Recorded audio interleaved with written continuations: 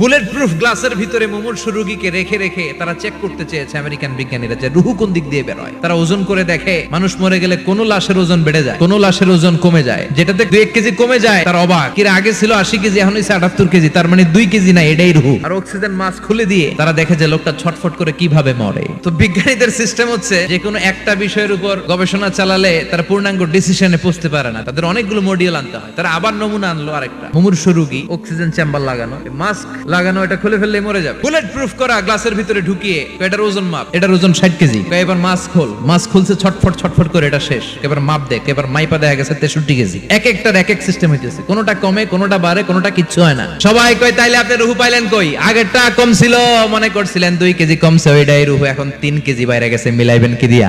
আল্লাহ ডেকে বলে, গোলাম কিয়ামত পর্যন্ত একটার পর একটা গবেষণা করতে পারবি, মাগার রুহু খুঁজে পাবি না। চিল্লায় বলেন ঠিক কি না?